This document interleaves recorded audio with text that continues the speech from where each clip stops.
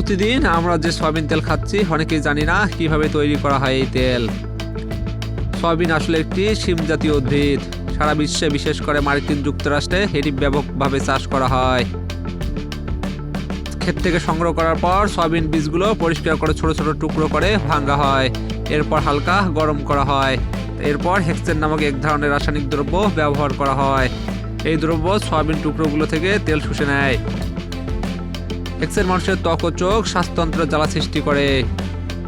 এরপর তাপ দিয়ে তেল থেকে হেক্সেনকে আলাদা করে বাষ্প করে উড়িয়ে দেওয়া হয়। এরপর যে তেল পাওয়া যায় তা পুরোপুরি পরিষ্কার ও গন্ধহীন হয় না।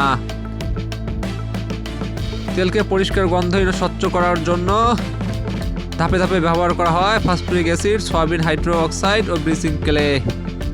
এই প্রতিটি পদার্থ মানুষের শরীরের জন্য মারাত্মক ক্ষতিকর। তেল গন্ধ দূর করতে তেলকে অনেক বেশি তাপমাত্রা বায়ুশূন্য স্থানে গরম করা হয়। এক ধাপেই অনেক সময় ক্ষতিকারক ট্রান্স ফ্যাট তৈরি হয়। এই তেলকে বলা হয় রিফাইং তেল। এই তেল ভালো থাকে বহুদিন, কিন্তু প্রাকৃতিক পুষ্টিগুণ পুরোপুরি নষ্ট হয়ে যায়। এই তেলের আরেক ভার্সন ফার্টিফাইড তেল, যেখানে কৃত্রিমভাবে কিছু ভিটামিন যোগ করা হয়।